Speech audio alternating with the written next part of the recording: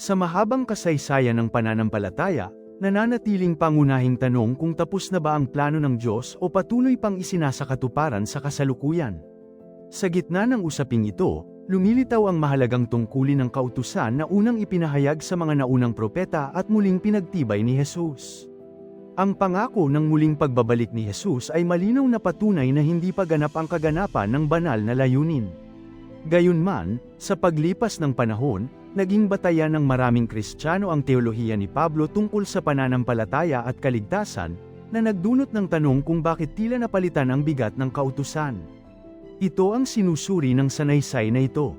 Ang tanong kung tapos na ba ang plano ng Diyos ay hindi simpleng teolohikal na usapin, kundi isang pagninilay sa mismong direksyon ng kasaysayan ng kaligtasan.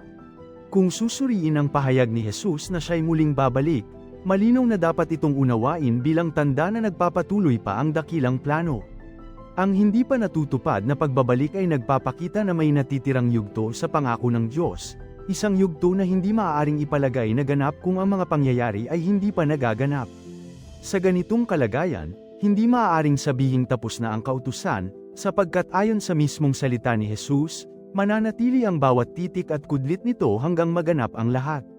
Ang pahayag ni Jesus sa Ebanghelyo na, hindi lilipas ang isang titik o kudlit ng kautusan hanggang sa maganap ang lahat, ay nagbibigay ng malinaw na gabay.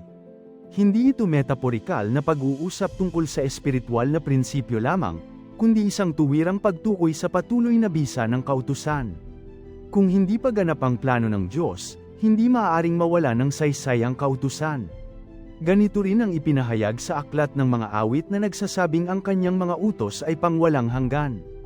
Ang salitang pangwalang hanggan ay hindi nangangahulugang pansamantala, hindi rin ito nakatali sa kultura o panahon lamang, kundi isang malinaw na pagtuturo na ang utos ng Diyos ay may walang kupas na bisa. Sa kabuuan ng kasaysayan ng paghahayag, mula kay Abraham hanggang kay Jesus, hindi nagbago ang sentro ng pananampalataya, ang pagkilala sa nag-iisang Diyos at pagsunod sa kanyang kautusan. Hindi nagkaroon ng propetang nagturo ng pagtalikod sa kautusan, sa halip, ipinabatid nila ang kahalagahan ng tamang pagsamba at matuwid na pamumuhay batay sa utos ng may kapal. Si Jesus mismo ay hindi nagturo ng pagwawalang bahala sa kautusan, kundi tamang pag-unawa at pagsasabuhay nito. Ang kanyang mga turo ay hindi pag-alis kundi paglinaw sa pinakalayunin ng kautusan. Sa gitna ng ganitong kailanawan, lumilitaw ang tensyon sa pagitan ng turo ni Jesus at ng interpretasyon ni Pablo. Malimit sabihing si Pablo ang naglatag ng teolohiya ng kaligtasan sa pamamagitan ng pananampalataya lamang, hiwalay sa gawa ng kautusan. Sa kabila nito, hindi may kakaila na si Pablo ay hindi orihinal na disipulo ni Jesus at ang kanyang mga sulat ay nakatuon sa mga komunidad na hindi Hudyo. Ang resulta, nagbigay siya ng interpretasyong nagawang ihiwalay ng maraming tao ang pananampalataya sa pagsunod sa kautusan. Ang kritikal na tanong, bakit higit na sinusunod ng maraming Kristiyano ang paliwanag ni Pablo kaysa sa tuwiran at malinaw na aral ni Jesus? Maaaring ipaliwanag ang ganitong pangyayari sa pamamagitan ng kasaysayan ng unang simbahan.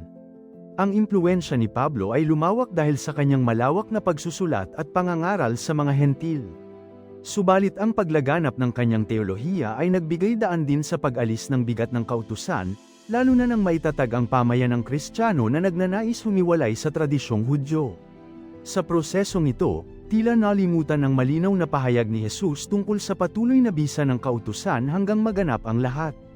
Sa kritikal na pagsusuri, lumilitaw ang mas mabigat na tanong, ano ang maaaring mangyari sa mga taong iniwan na ang kautusan dahil sa pagsandig sa teolohiya ni Pablo?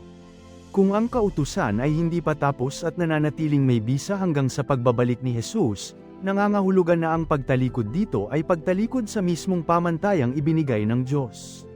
Kung ang isang tao ay sumasandig lamang sa paliwanag ng isang apostol ngunit hindi isinasaalang-alang ang tuwirang salita ng propeta ng Diyos, hindi ba't nalalagay siya sa panganib na sundin ang interpretasyon imbes na ang orihinal na aral?